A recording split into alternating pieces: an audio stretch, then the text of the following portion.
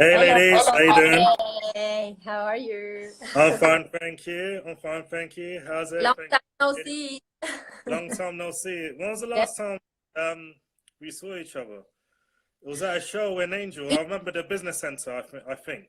yeah, Yeah? it was a fair called London Edge. London Edge, yes, in Yeah. 2015. 2015. Yeah, it was Okay, 2015. 2015. so That was 5 5 years. years. 5 years. 5 years now. Wow. Wow. Yes. Wow. Wow. So first off, how are you ladies? Are you healthy? You well? You all good? Yes. Yeah, we are good. We are still under lockdown in Yeah. Argentina.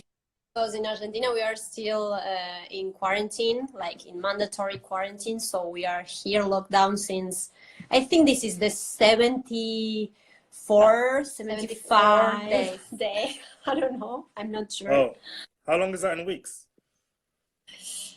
Well, in months, it's like 2 months and a two half. and a half months. Yes. Oh, wow. Oh, wow. Oh, wow. So we started here on March 20. But now it's slowly, like we are in Cordoba, which is Where's not the. that? We are in Cordoba. Cordoba is like Argentina has 24 provinces, and Cordoba is right in the middle of the country. So we are Yeah. we're not near to Buenos Aires, which is the capital of the country, and that's where right now is like the cases of coronavirus are growing.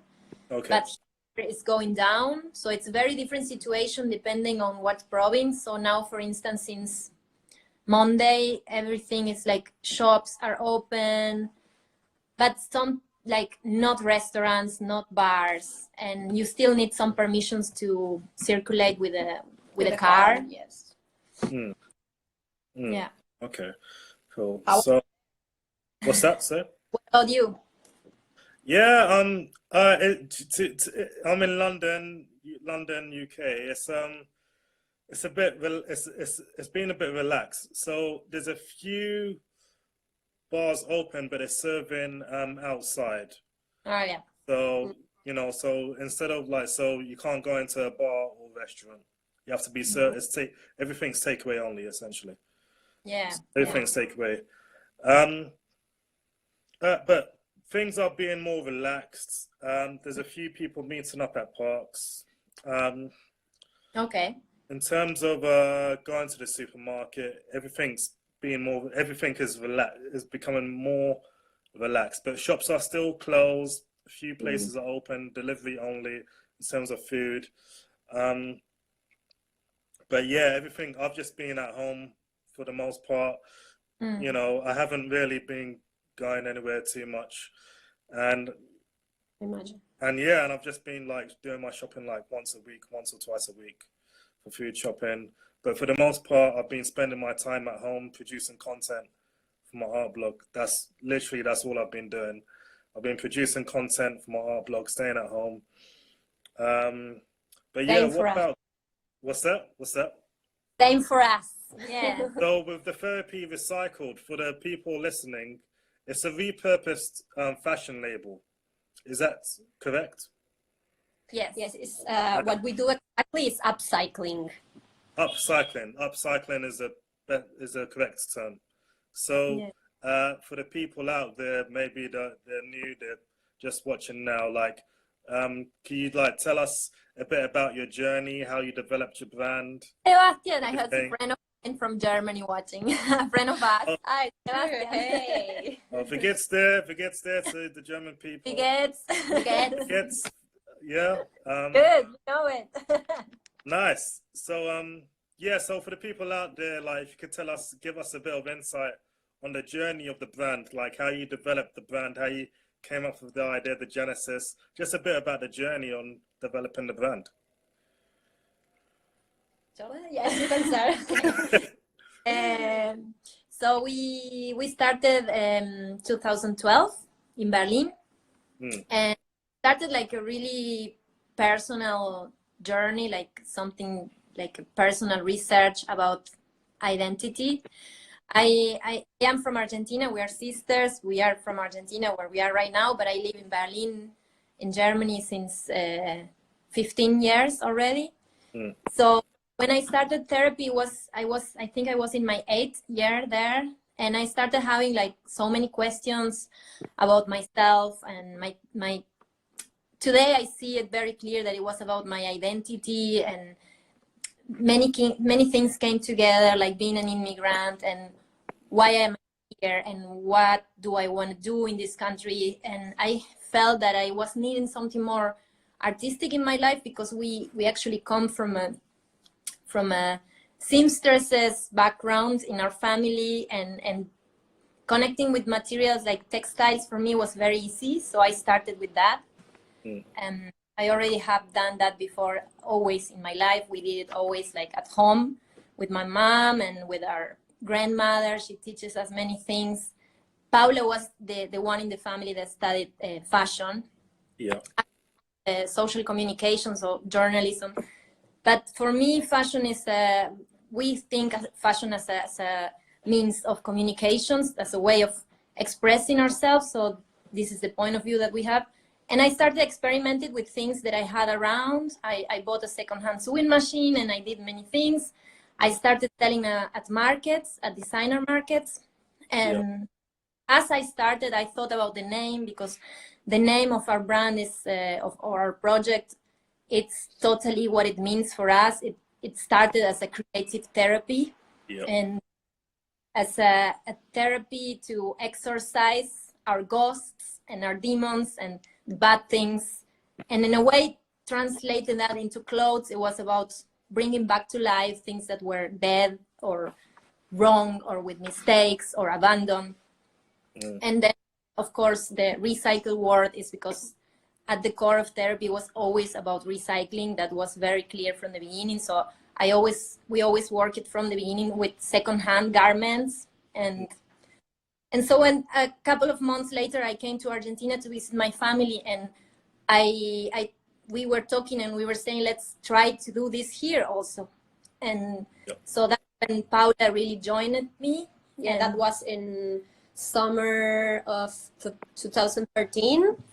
Yeah, that was joined to the project. And I proposed my sister bringing the idea here and producing the same way of doing things here in Argentina. For me, was something totally brand new, because I didn't know nobody that was doing the same here.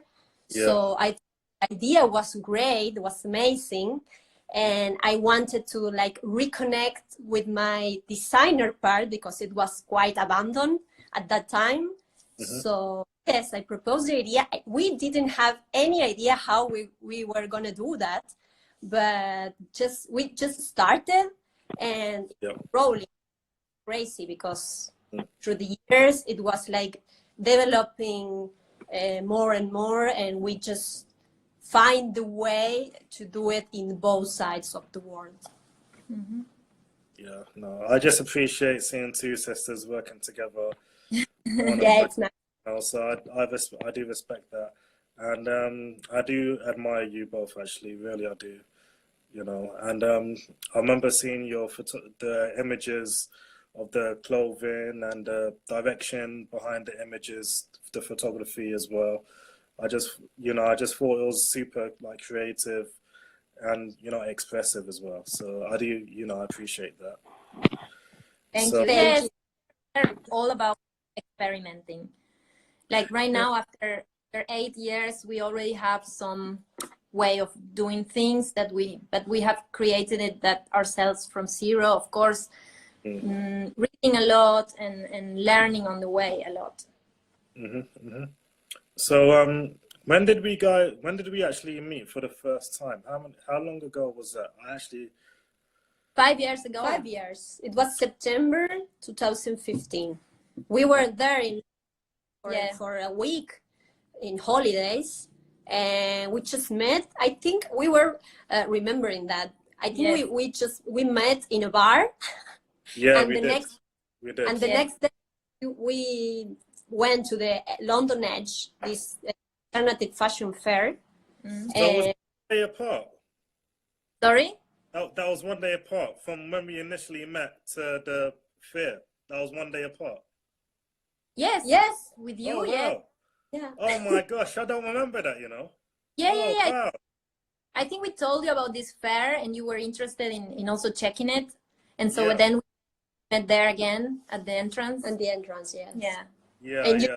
have a picture of us. Yes. We still have that picture. We Yeah, still have- yeah, it's still tagged on my photography page. Yes, it is. Yes. Oh my gosh. Wow, how time flies. Yeah. It was like Yeah, a kind of because street so it was style thing. so I missed a little bit of that. What I think you did like a photo, like a little bit of street style from us, like Yeah. catching street style outside of the fair, something like that. yeah. Yeah. My photography's improved since then, but like my photography was okay, but I wasn't really happy, you know.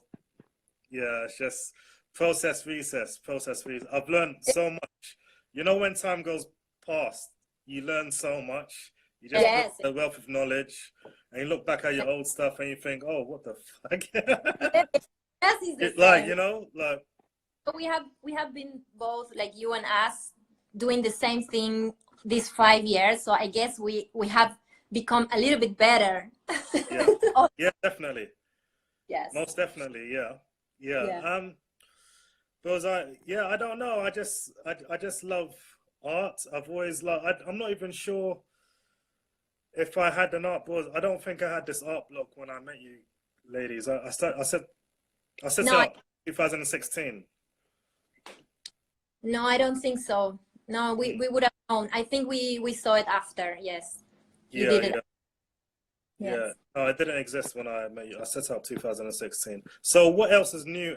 What else is new anyway? So what are you currently working on at the moment?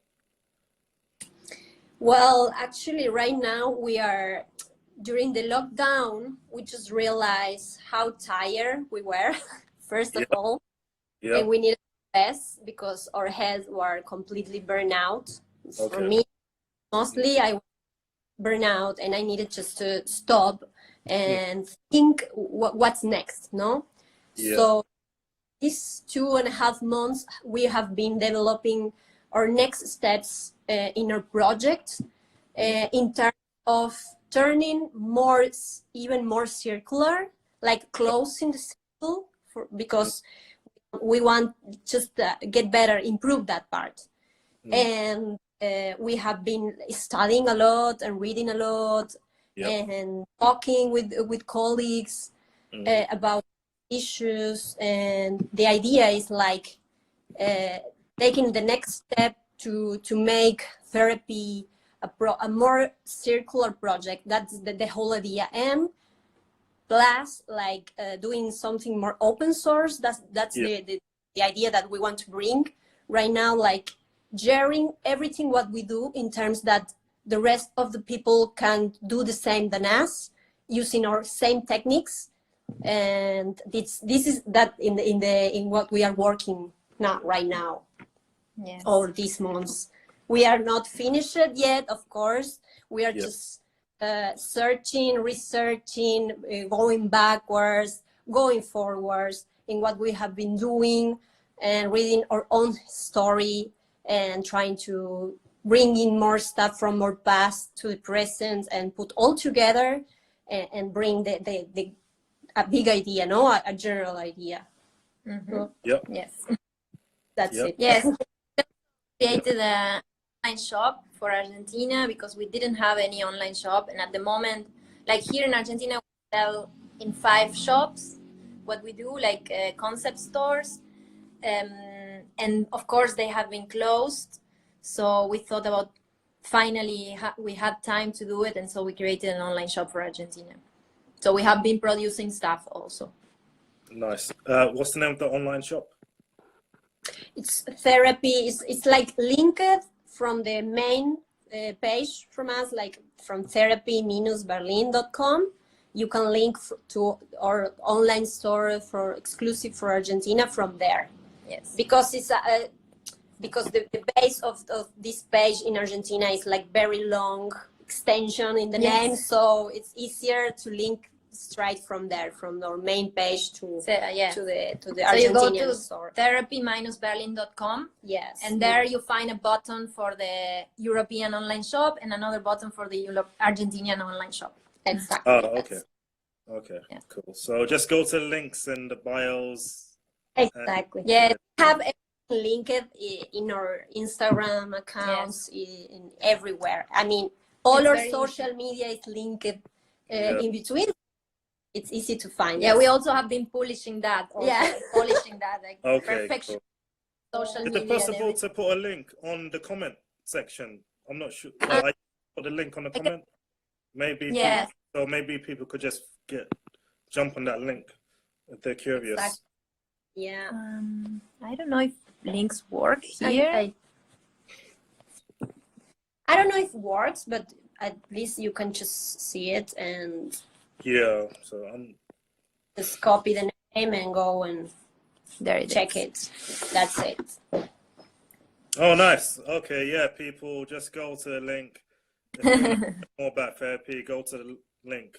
Yeah. Yeah, we have just the problem that because the half of us that normally it's in Europe, which is me, I'm trapped here. I am like I cannot fly back home. I should have fly back in April, and I'm still here. So because of that, at the moment we are only working locally in Argentina, and we are not operating in Europe because normally it's me who's taking care there of the shippings and everything. Yes. So you can go to the online shop and check the items, but right now you cannot buy if you are not in Argentina. You can only buy from the Argentinian online shop for Argentina. But well, that's a limitation at the moment, but I guess I will be back in July. Yes, and then we can be delivering all over the world. Because the issue here, the problem here is that sending or shippings from Argentina to the to other parts of the world, like US or Europe, it's very expensive. Like this week, we just put the price to an order from Spain, and it was insane. It was not worth. Like the clothing was cheaper than the shipping. So No, at the moment we just work for the Argentinian market. Yeah, and maybe the lockdown is helping everybody to think more locally. You know, like this is happening now. Like many, like the big brands and everybody is thinking about how to relocate to be more inshore and work inside of the country. So normally we are always local, because when I am in Berlin, I am local there. You know, and here in Argentina is Paula, so she's local here. So we always try to work as much as we can locally. And this is something very important if you think in a circular or more sustainable economy. Yeah, oh, that's a very good point. Yeah. It's actually made me think to localize. You know, look at artists that are local to my area and highlight them as well. So obviously, with social media, you can highlight many parts of the world. You know, so it's crazy because now that you say, it's like it's more local about the products, but at the same time we are living right now in a moment that we feel so close to so many people, because we are like everything is going online and people is going more online. Like for these kind of conversations, we have been this last 2 months we have been taking part of Zoom webinars and also like chats like these ones, and everybody opening their knowledge and making more available for everybody. So in a way it's good because the knowledge should be globalized.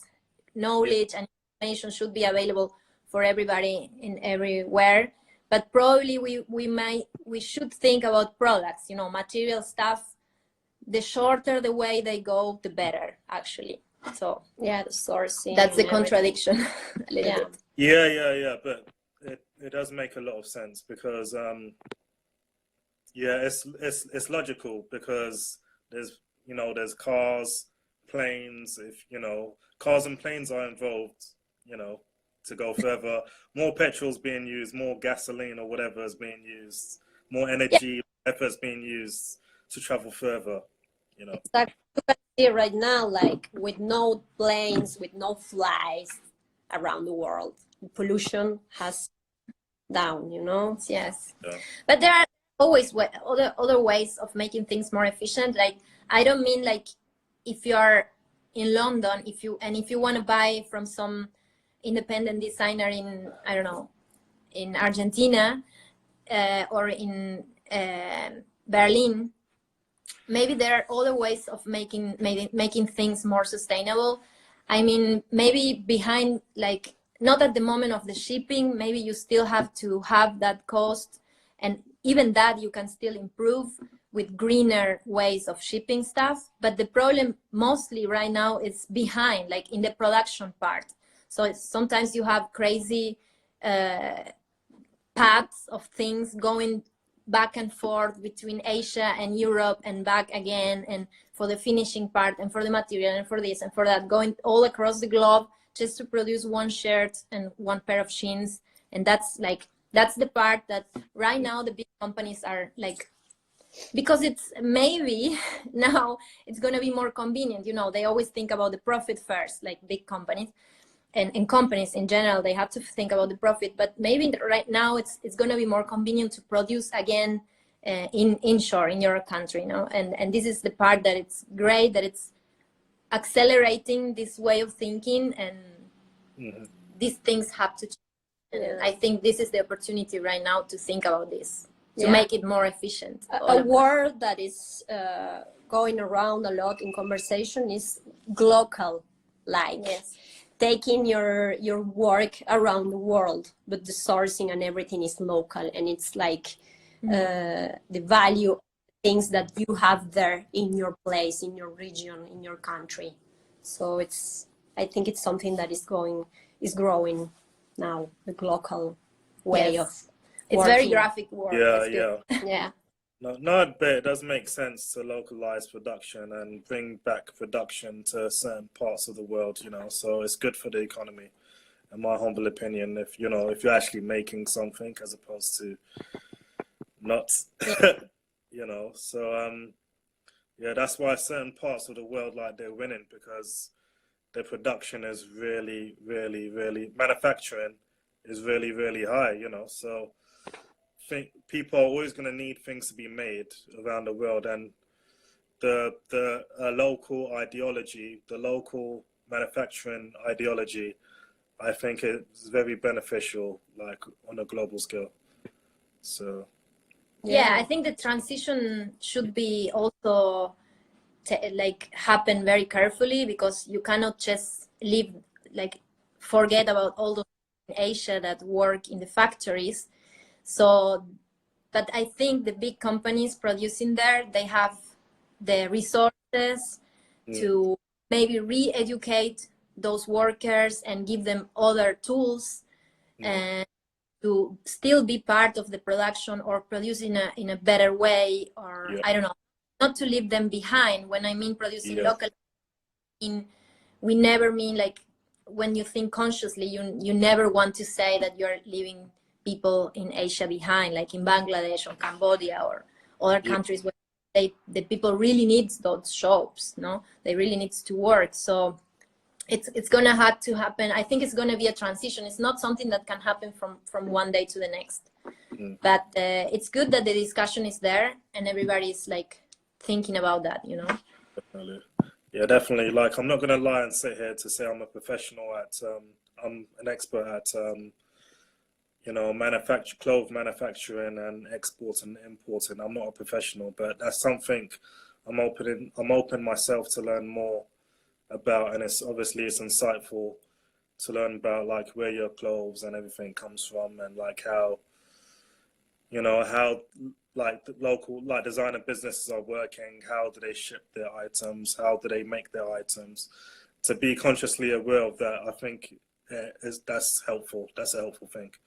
Yes, so the idea is that more and more people start to asking where the clothing comes from, who made their clothes. So the idea is that as you start to thinking about it, because most of the population of the world doesn't know about the manufacturing and all this dark side of the fashion industry.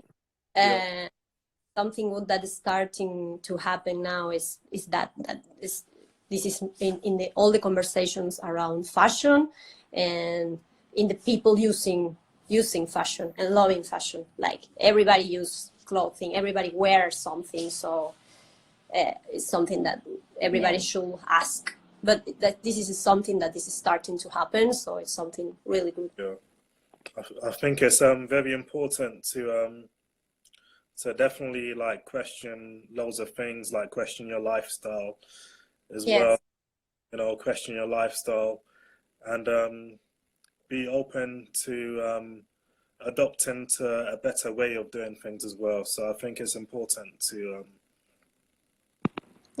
to think about, you know, how your lifestyle can be affecting, you know, like your lifestyle, you know, you like your food is a part of your lifestyle, your clothes is a part of your lifestyle, all the materials, all the products you use in your, you know, is a part of your lifestyle. So it's a good thing to question, actually. I think so, you know. And if there's a way to like adopt a better way, like, you know, you could do things a bit better, you know, maybe get this product, maybe this product is more environmentally friendly, you know, and just opt for that instead of something else. Yeah, definitely. One questions.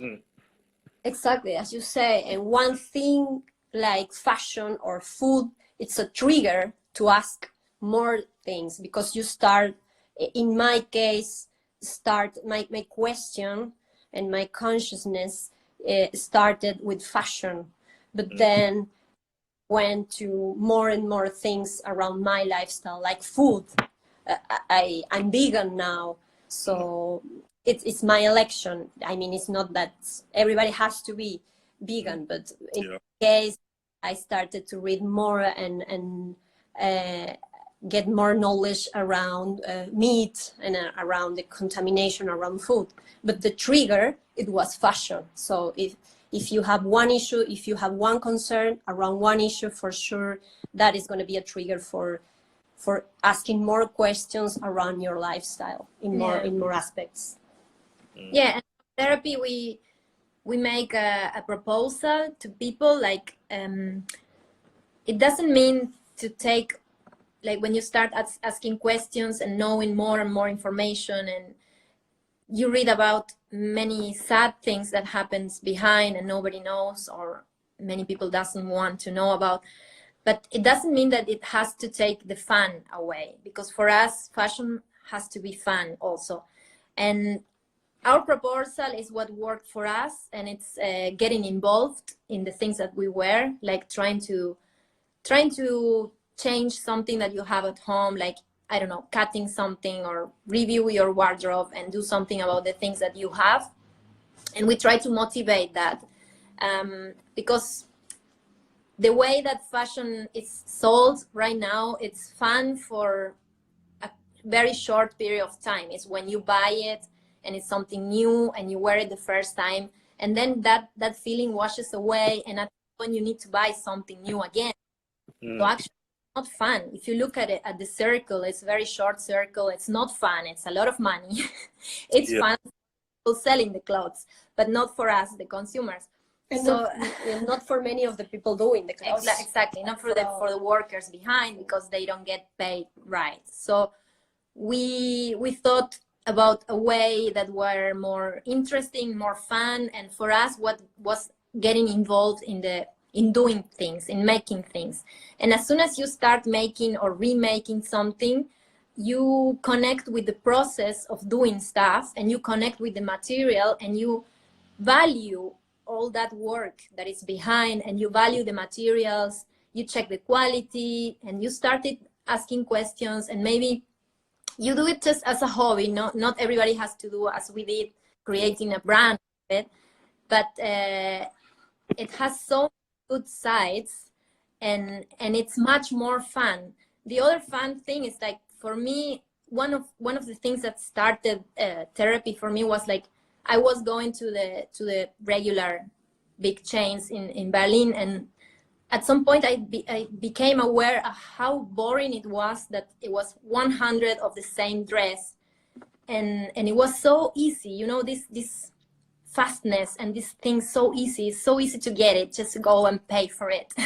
It makes you lose the point, you know. Yeah, it was boring, really. It was boring, and I started doing it like I was only going to the sale area, because there was just one of a kind, you know. At the end, in the sale area, you only have the last dress, the last I don't know, t-shirt of this kind, and they're not producing that anymore. And I liked it, that feeling of finding something special that was unique, you know. It was not, but it was kind of the feeling, and that connected me, and that reminded me of maybe it's much more fun to look through secondhand stuff, because there I'm going to find really unique things, you know.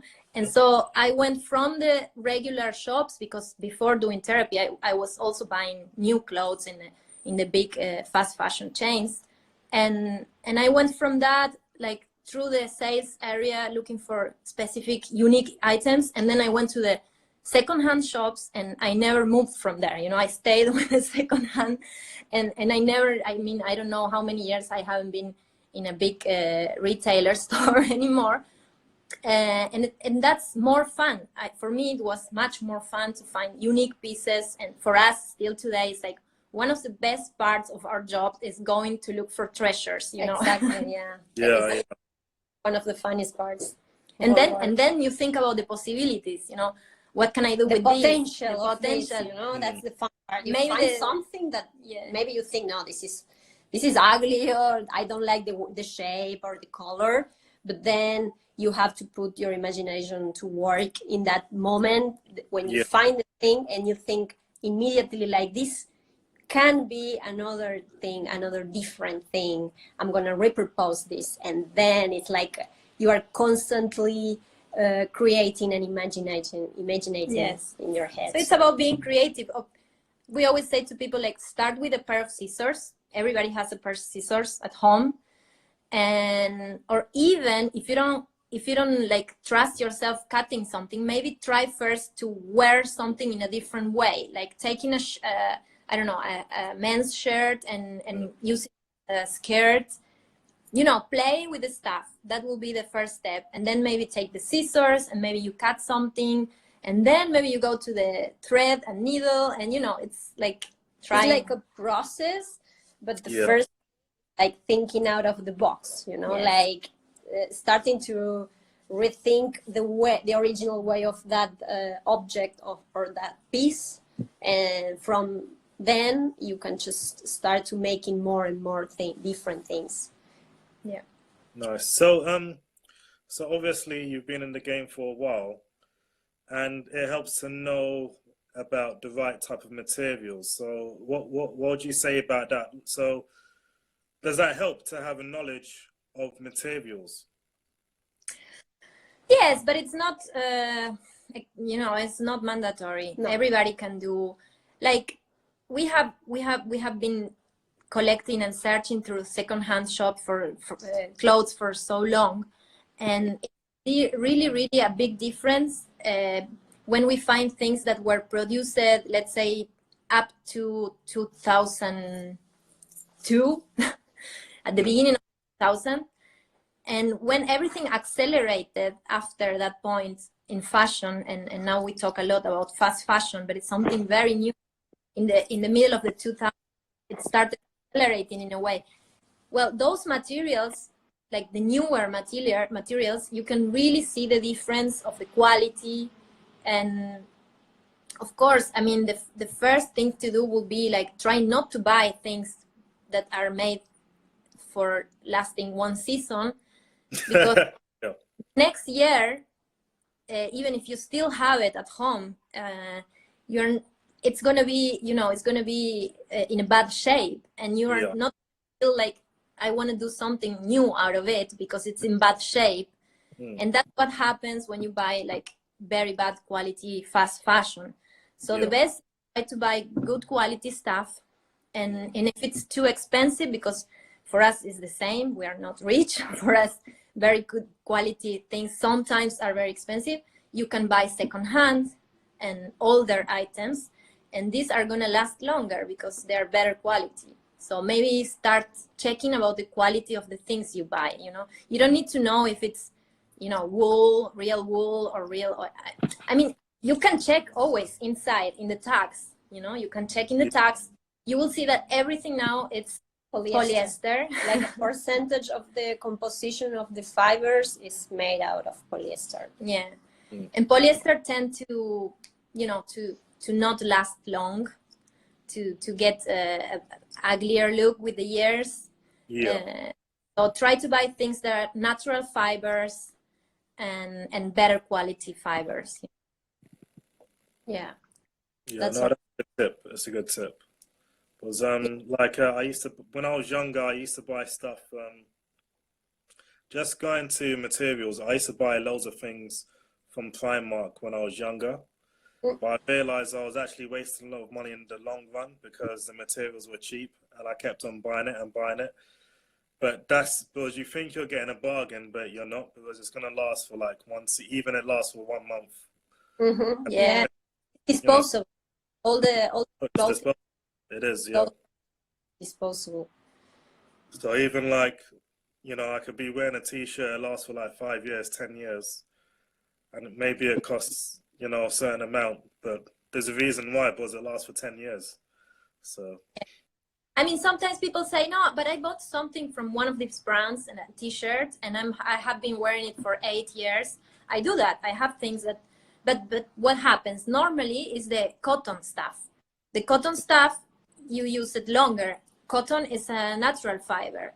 So normally, like, if you have to buy a little bit more expensive, like a coat, I have seen in the shop windows of Primark, I remember once I was in Edinburgh, and it was £8 for one coat, a long coat.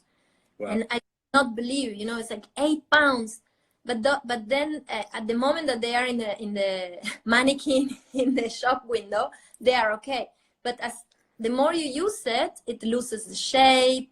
Yeah. And you know, when it's synthetic wool, you get all these little balls everywhere. And yeah, so it doesn't make any sense. You're not gonna feel like doing something out of it when it's so bad state after uses or after a year or something. Yeah, definitely. Yeah, I think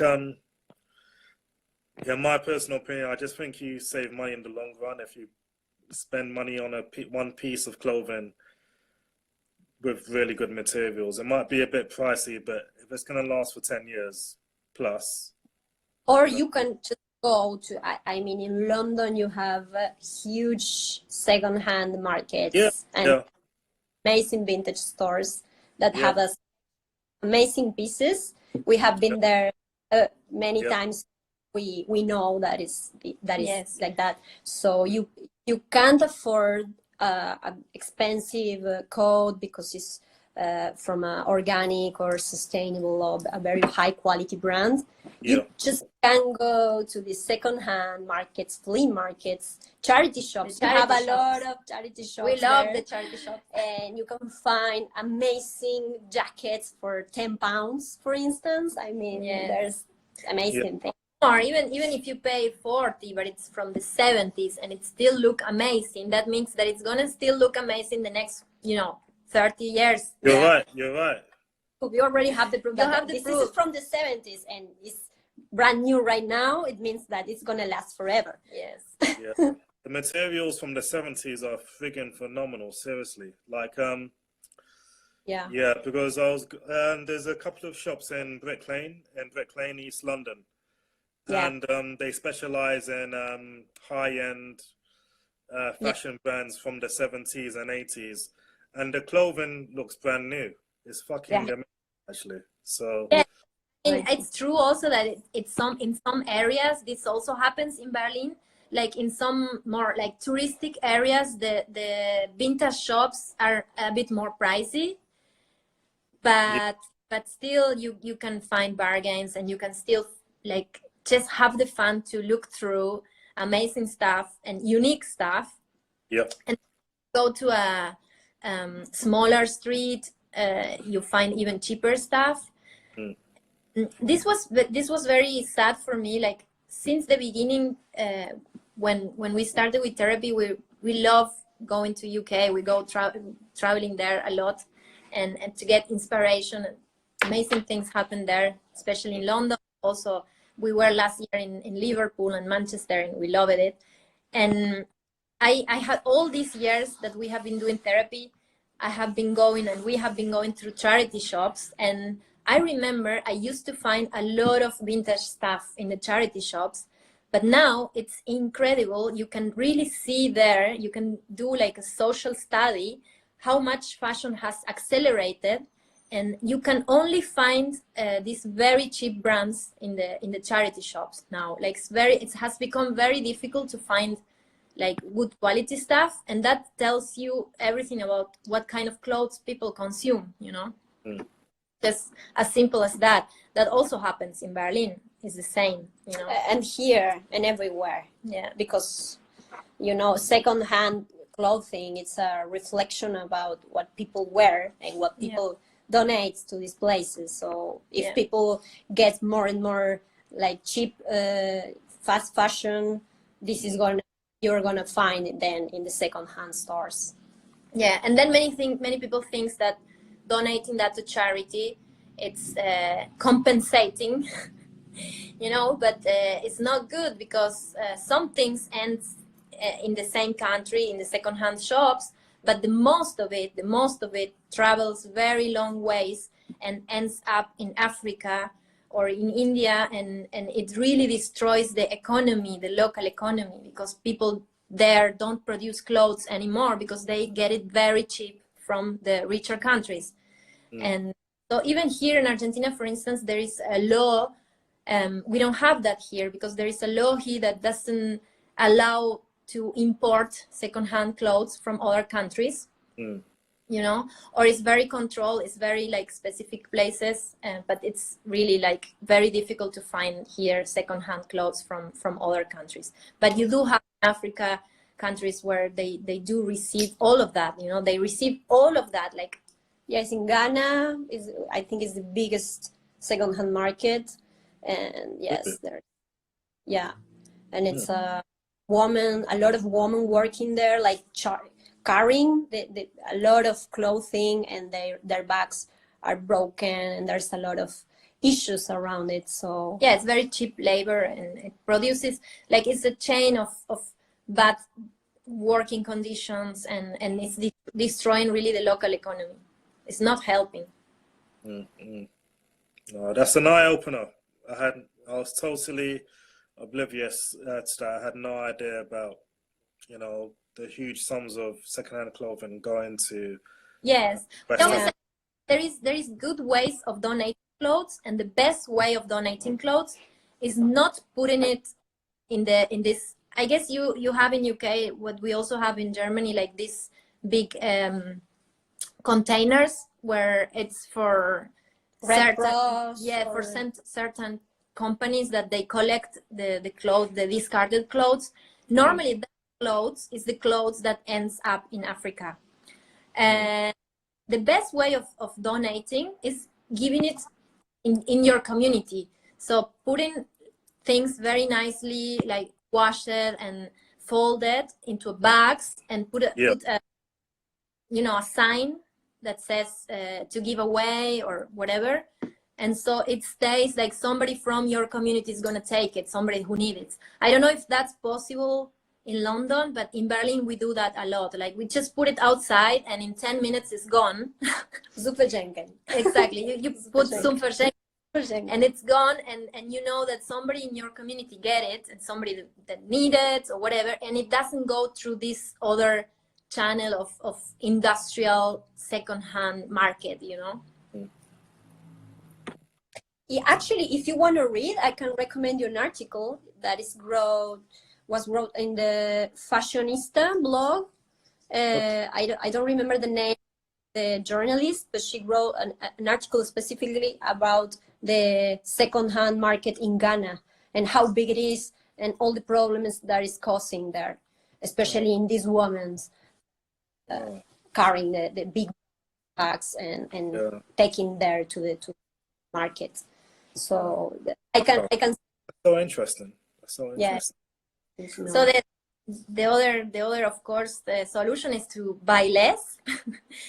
What Vivian said from your country, we love her, Vivian Westwood.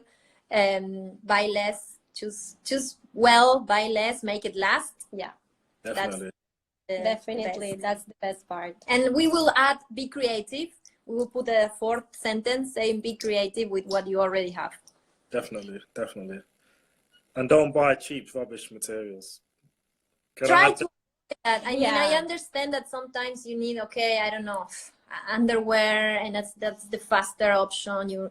I don't know, maybe sometimes you need something, but if you can avoid that, you're like, because as everybody says right now, like you casting a vote. When you buy something with your money, you're casting a vote for the kind of industry you want to have.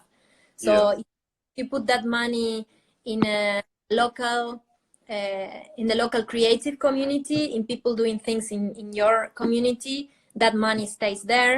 Otherwise, you are supporting this very wrong industry with your money. Otherwise, it's other way. I mean, it's buying secondhand from charity shops. I mean, I buy some stuff from, I don't know, you know this brand Boho? I think it's Boho. Yes. Boho. Boho. I don't know the pronunciation. I bought stuff from a charity shop. I mean, it's fast fashion, but I didn't buy it straight from the fast fashion chain. I bought it from a second-hand shop. So if you have that choice, if you want something cheap, you can buy second-hand from a second-hand shop. You know. Yeah.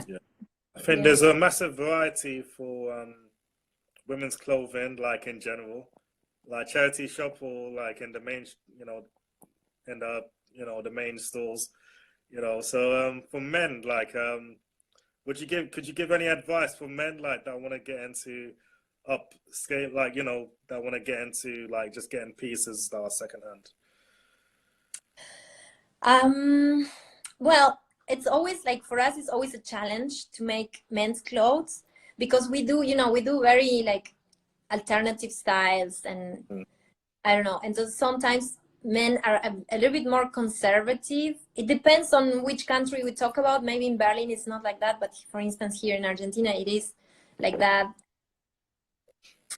But we try to have options, and we love like more and more playing with men's clothes, making things out of men's clothes, and taking something very classic as a jacket, as a suit, and playing with that. And maybe for men it's all about the details, it's more about details, like adding little details or maybe cutting something I can off. show you something. Yes. Okay. Let's do that. Yeah. Just to be more graphic. For instance, this is a men's shirt. Oh, nice.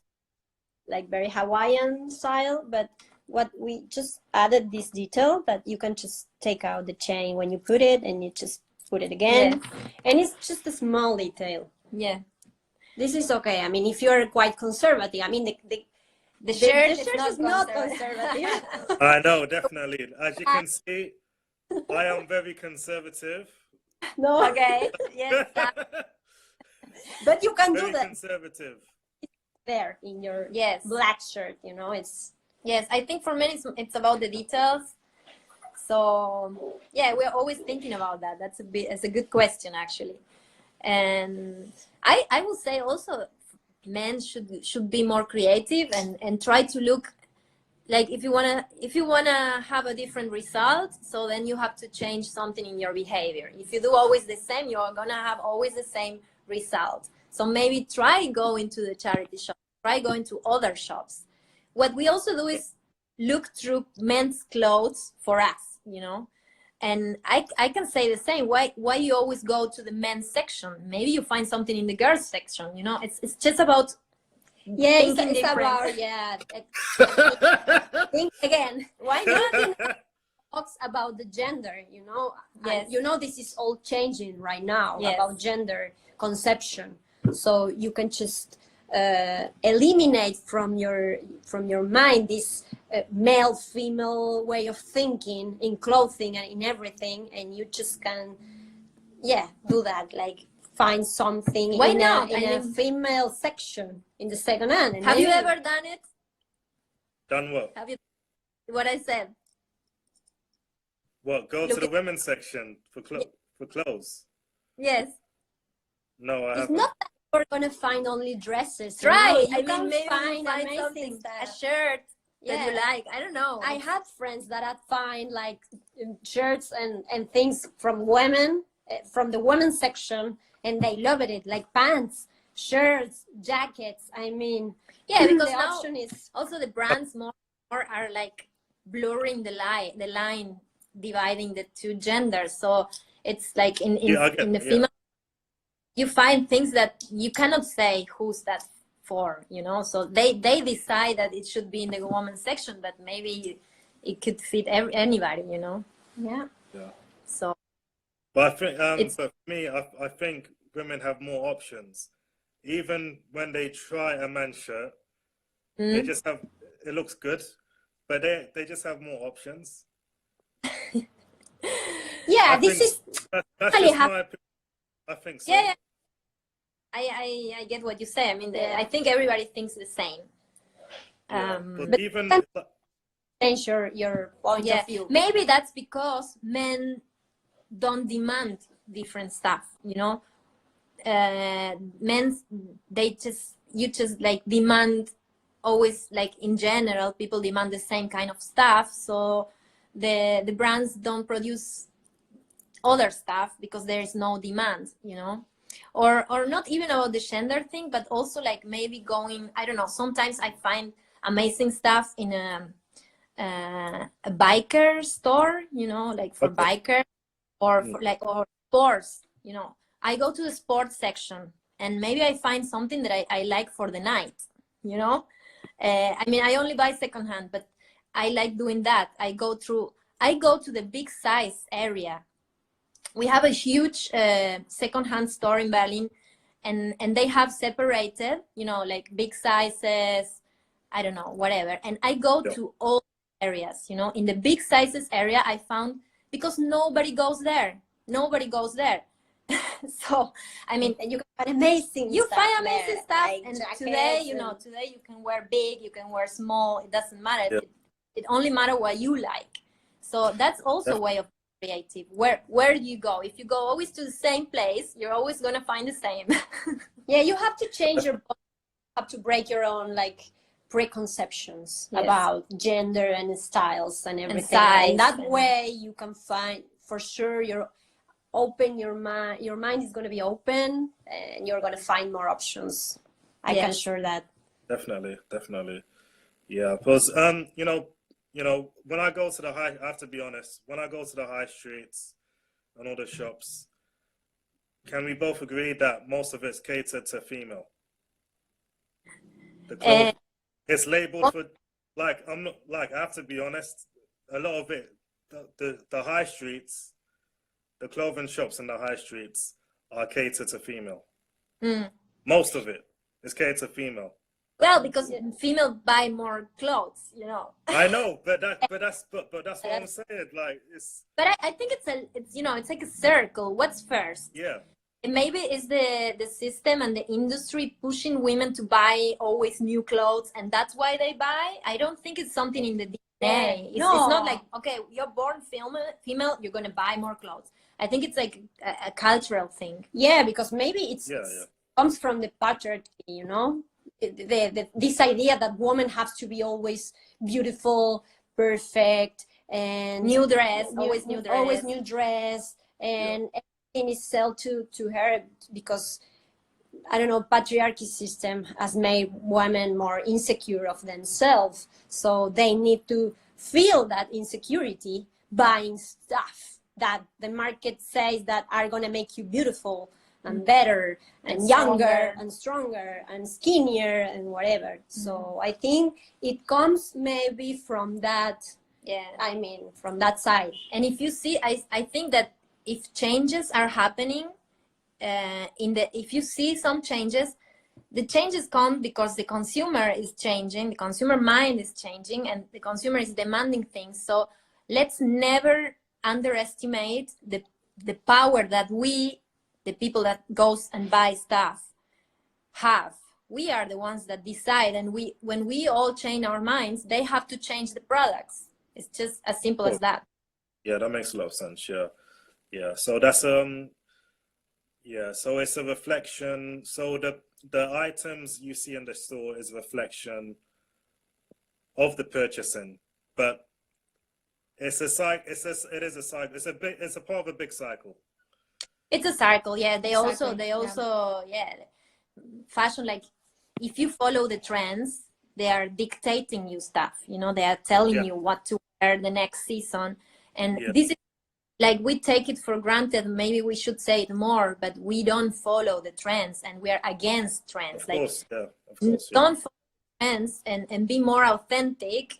And that's the trend. Be more authentic. Don't believe that, you know, criticize that. Like, think, like, do I really need different stuff from, like, I bought something like 6 months ago, I need again to buy something, you know? No, I think, and actually the fashion industry is going through that side, through that way, like eliminating trends. More and more people inside the fashion industry is claiming this, like, stop trends, because this is something that has been created just to produce more and to consume more, and is taking us to destroy our planet, you know. Yeah. We have 50 seconds left. Any last messages? Any last messages for people, like, just advise people when you're buying clothes or fashion, or any positive message, anything, any note you want to leave on? Be more creative. Yeah, ask questions, ask brands, and think, what do you want to wear? Who do you want to be? If you want to think about your identity, think about that. Yes, and if you're having fun, if you're following a dictatorship, you're not having fun. Look, it's Ari. Hi, Ari. Hello. Thank you so much for this time. You're welcome. Share your Instagram page with everyone as well. Sorry? Share your Instagram page as well.